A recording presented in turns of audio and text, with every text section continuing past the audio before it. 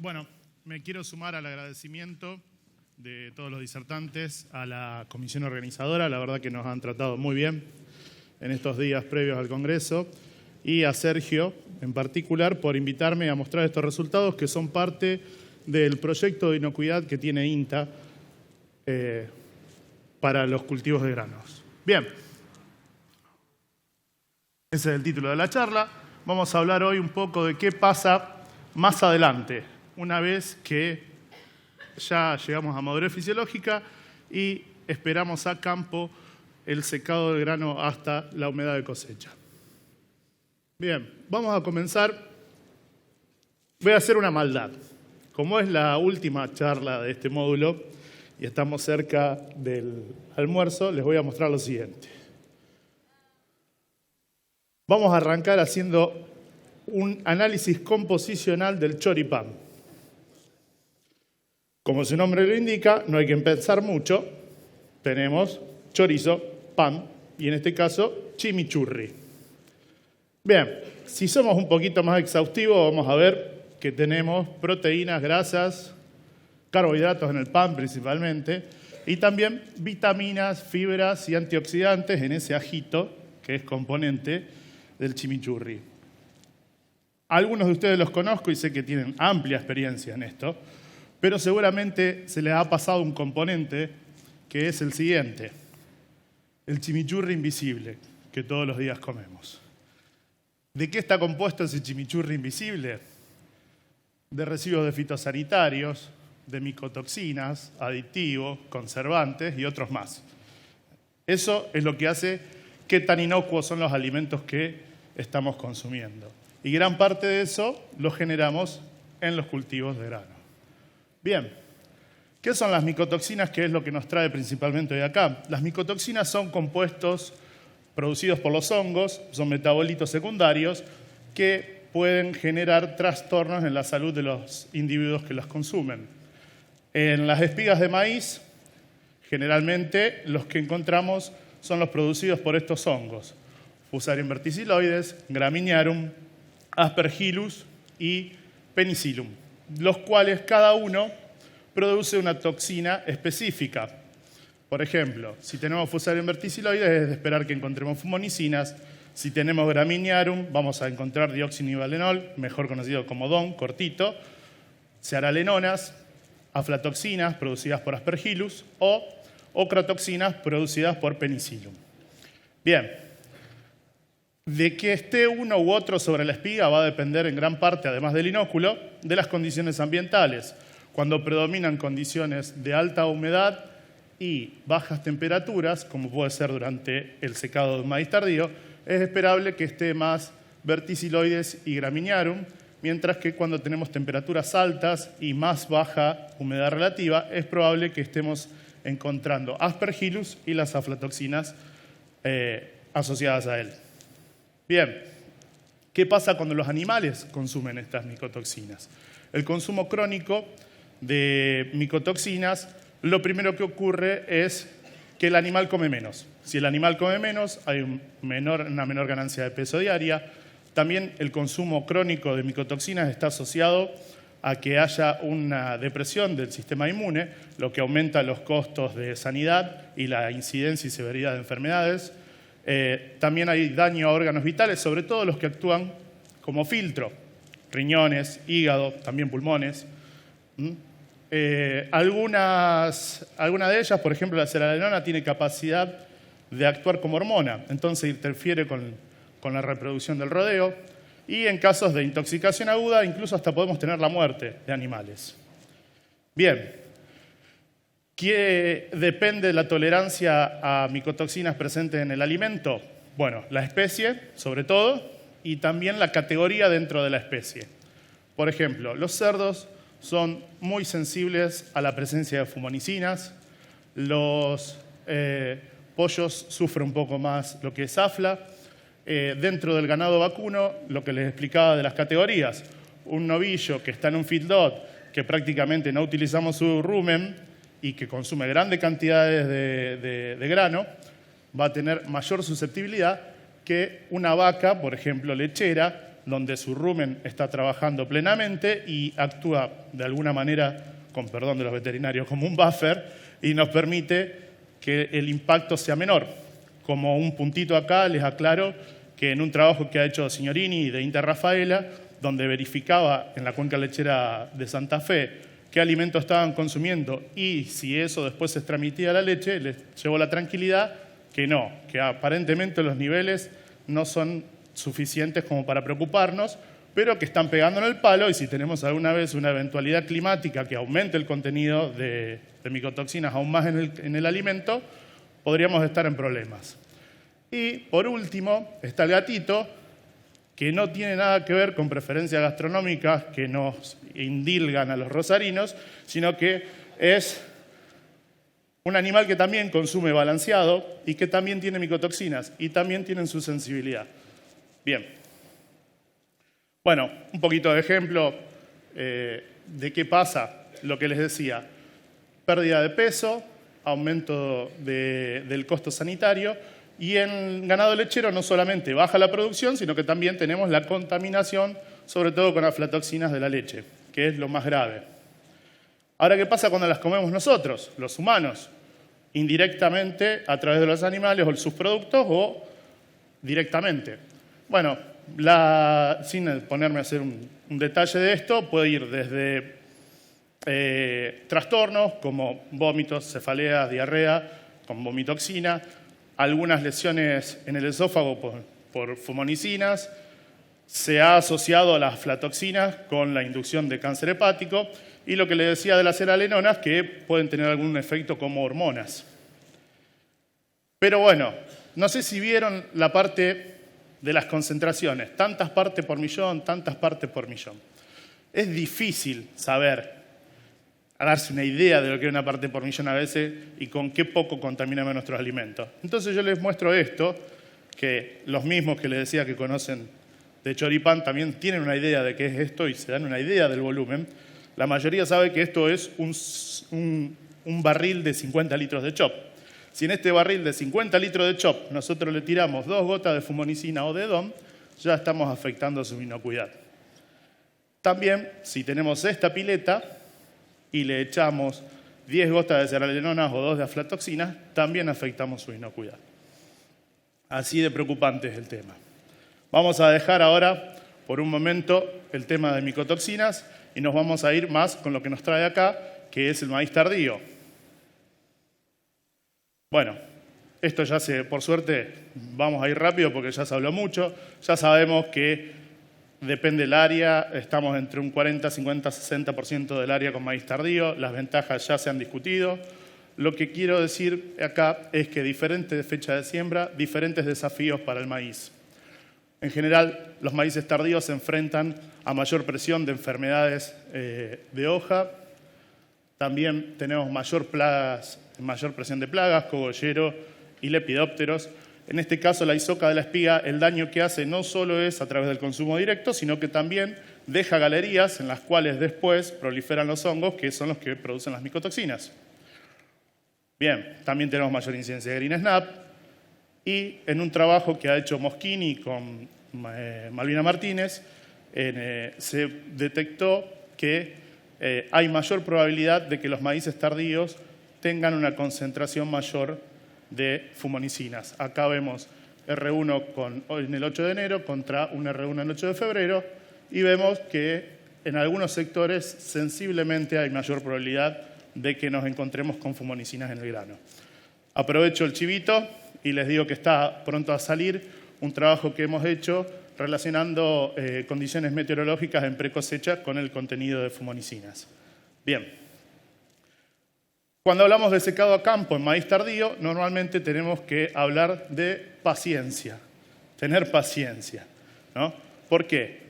Esto, por suerte, Gustavo ya lo desarrolló bastante bien. El maíz de primera lo secamos rápido. ¿Cómo son las condiciones cuando secamos maíz primera? Estas. Fines de febrero, principio de marzo, estamos volviendo todos de vacaciones, todavía hace calor, los días son largos, se evapora rápido. Maíz de segunda o tardío puede pasar hasta 100, 100 y pico de días a campo y lo queremos secar con días así, ¿no? Nosotros esperamos secar maíz con días así, con bajas temperaturas y alta humedad relativa. Y lo hacemos, no esperamos hacerlo, lo hacemos aparte. Bueno, durante el secado se dan situaciones que podrían reducir el rendimiento y la calidad e inocuidad de los granos. ¿Qué puede pasar? Tenemos mayor vuelco durante ese tiempo que espera, mayor quebrado, que no solamente aumenta las chances que después no las levantemos a esas plantas, sino que también los granos entran en contacto con el suelo, se pudren, se brotan. Hay mayor incidencia de enfermedades de espigas. Piensen que un inóculo inicial y un desarrollo poquito de hongo al principio, después le damos el tiempo con frío y humedad para que avance. Y si tienen mala suerte y tienen cotorras, también pueden darle de alimento a una gran cantidad de cotorras, como me pasó a mí el año pasado. Bien. Bueno, un poco lo que les acababa de decir. Podemos esperar pérdidas de rendimiento y deterioro de inocuidad y calidad durante ese periodo de espera. Nuestra hipótesis como grupo de trabajo fue que justamente la inocuidad se ve afectada durante todo ese periodo de espera a campo por un avance de los hongos de espiga. ¿Qué hicimos? Hace 4 campañas monitoreamos semanalmente un cultivo de maíz y tomábamos las siguientes medidas: humedad del grano, rendimiento del grano, calidad comercial, cuántas plantas están sin espiga, se quebraron, se volcaron, los daños de insectos por una escala visual, la incidencia y severidad de espigas por la escala de Rey. También determinamos el contenido de deoxinivalenol y fumonicinas a través de HPLC. Y otra cosita más, determinamos semanalmente qué composición botánica había de las malezas y cuánta eso representaba en materia seca. Bueno, acá están los chicos que colaboraron de la Facultad de Ciencias Agrarias. Esto, si ya lo dijo Ironman, el Chapulín Colorado no lo va a corregir, así que sabemos que en los de primera es rápido y en los de segunda tenemos 2 fases. Bueno, vamos a ir rápido. Sabemos que tenemos 2 fases en los de segunda, una fase rápida y luego una lenta, y que ese punto de inflexión va a variar de acuerdo al genotipo y de las condiciones ambientales que se encuentre. Nosotros no sabemos ni con qué humedad se logra ese punto de inflexión, ni cuánto tiempo nos lleva llegar a ese punto de inflexión. Bueno, ¿cuáles fueron nuestros principales resultados? En un año pudimos ver, ponerle, aunque sea un número, un valor, vimos que llegábamos 25 o 30 días después de madurez fisiológica y con un 18,6% de humedad a ese punto de inflexión. Luego de ahí en adelante, la tasa se reducía a 1/10 de la tasa inicial. Casi un 0,6 casi de la tasa inicial, ves un 0,05 de la posterior. Y tuvimos que esperar casi 105 o 110 días para estar en una humedad cercana a la de cosecha sin tener que pagar secado. Mismo híbrido, diferentes campañas. La que les mostraba recién, 1/10 de la tasa inicial en la tasa siguiente, 1/3 de la tasa inicial en el mismo híbrido, pero también fue menor la tasa inicial. Misma campaña, diferentes híbridos. Luego del punto de inflexión, un 84 menos que la tasa inicial, y en el otro híbrido, un 70% menos de la tasa inicial. ¿Aumentó el porcentaje de espigas quebradas y volcadas? Sí. Diferentes niveles, pero más o menos todos a medida que los dejamos más tiempo en el campo, se quebraron más, se volcaron más, se cayeron más espigas. En el caso del pack quebrado más volcado, en algunos casos llegamos a 26, uno 13% y otro 9%. ¿Se alteró la calidad de los granos? Sí, también. Aumentó sobre todo el rubro de dañados y en algunos casos también cayó el peso hectolítrico. Es decir, los granos se acomodaban distinto. ¿Quiénes no se vieron alterados? Los que tenían un porcentaje de córneo más alto. Los híbridos con un porcentaje de córneo más alto no cayó tanto el peso hectolítrico. Recordemos que el peso hectolítrico es condicionante de grado. Te puede caer de grado o te puedes caer de estándar, justamente. ¿Aumentó el porcentaje de espigas afectadas? Esta es la escala que utilizamos, la escala de Riet. Sí, aumentó el porcentaje de espigas afectadas. Tuvieron en 2 años diferentes diferente dinámica, pero el valor que alcanzamos fue más o menos el mismo. Casi el 6% de espigas, el promedio de las espigas tenía un 6% de afección según esta escala, que es más o menos así. Bien. Pero es medio deficiente el tema de analizarlo por la escala porque siempre hay lugar para más de uno en la espiga. Acá vemos 2 daños. Por ejemplo, en el ápice de la espiga, ahí vemos que está Penicillium, y en la base de la espiga, esas estrellitas blancas corresponden a infecciones de Fusarium verticiloides, que si las ponemos en luz ultravioleta se ven así, que es el micelio que está creciendo por debajo del pericarpio y arriba del endosperma. También, en este caso, vemos, además de Fusarium verticiloides, en la parte de los granos morados por aquí, podríamos tirarnos un piletazo a que probablemente se esté tratando de algún otro tipo de Fusarium, probablemente Graminearum. Por eso fuimos y tratamos de identificarlos. Tomábamos las espigas enfermas, hacíamos un blotter, separábamos luego por aislamiento en agar clavel y tratábamos de identificarlos en microscopio a qué especie era y primero qué género en lo posible y después si llegábamos a qué especie. Lo que vemos es que el predominio en las espigas fue casi absoluto de Fusarium y sobre el final aparecía Penicillium y también Alternaria, pero que en este caso no está generando micotoxinas. Con todo esto, correlacionamos después el contenido de micotoxinas y vemos lo siguiente, que el contenido de deoxinivalenol en el primer año fue bastante, pero bastante alarmante. Para que ustedes se den una idea, acá está el límite para humanos, este es el límite para cerdos, pero que no debe participar en más de un 20% en la dieta. Este es el límite para aves y rumiantes, pero no debe participar en más del 50% de la dieta. El tema es que si todos hacemos esto, ¿de dónde sacamos el otro 50% para diluirlo? ¿No? Bien, en lo que respecta a fumonicinas y DON en otro año, lo que vimos es que más o menos hasta junio estábamos metidos dentro de lo que es la tolerancia, pero luego ya a medida que pasaba más tiempo en el campo, nuevamente estábamos por encima de los niveles de recomendación. ¿Qué podemos decir de esta parte, de este bloque? El resumen de este bloque, esperar la humedad campo deteriora tanto la calidad comercial como la inocuidad y aumenta el contenido de micotoxinas. Entonces, ¿qué hay que hacer? Hay que agarrar, cosechar oportunamente, secamos y listo, disminuye el impacto sobre la calidad. Golazo. Fuimos, hablamos con los acopiadores, le dijimos, chicos, yo sé que pasa algo con las tarifas ahora, pero usted tiene que cobrar más barato la secada y nosotros vamos a tener todos un producto más inocuo.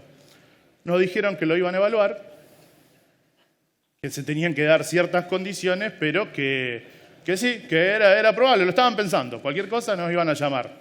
Como no nos llamaron, agarramos otra hipótesis y dijimos, pero escucha, las mermas esas de rendimiento que estamos viendo, los descuentos de calidad que nos están haciendo, tiene que superar el beneficio de dejarlo a campo al maíz. Bueno, entonces requerimos otro instrumental totalmente diferente. Agarramos esto y con la ayuda de Mauro Tamagnone, que es un asesor local que su vida depende de esto, me asesoró y estuvimos sacando números para acá, para allá, no se nos escapó un granito en ningún momento. Y simulamos lo siguiente, los rubros de calidad que cómo caían, la merma física, la volátil, la paritaria, los gastos de secada, un flete corto de 30 kilómetros, un flete largo de 120 kilómetros, lo que nos daría, si ponemos un epicentro en San Lorenzo, donde está el puerto, de llegar hasta Marco Juárez, hasta Gualeguay, hasta Santa Fe, y hasta Salto, provincia de Buenos Aires, más o menos. Ese sería el círculo que estuvimos evaluando. Gran parte de la zona núcleo maicera. Y bueno, y los gastos de comercialización. Sin embargo, nos faltaba algo más. Las malezas. Mientras todo el tiempo que nosotros dejamos el maíz a campo secándose, hay malezas que prosiguen su crecimiento. Fíjense, nosotros arrancábamos el ensayo así y terminábamos así. Entonces, ¿qué está pasando acá? Acá crecen las malezas además se rustifican. Mientras pasan en el invierno, a través del frío y la maleza y del frío y la sequía a veces a la que son expuestas, aumenta el espesor de la cutícula, se hacen más pilosas. Si esperamos, en el caso de rama negra, a cosechar a agosto, principios de septiembre, ya se empieza a elongar, el control es más difícil. El capiquí empieza a hacerle un estrato por arriba a todas esas, capiquí, ortiga mansa y bolsita de pastor a veces también. Y además de eso, ¿qué hacemos? Una vez que cosechamos, a estas malezas rusticadas le tiramos el rastrojo encima. Entonces, lo que nosotros pretendemos desde el punto de vista productivo es controlar esas malezas rusticadas abajo del rastrojo. ¿A qué conduce eso? Eso conduce a que sean necesarios normalmente tratamientos de doble golpe, de rescate o de repaso. Ese costo lo tenemos que tener también incluido en nuestro margen bruto. Nosotros lo hicimos. Entonces, como segunda instancia, agregamos eso.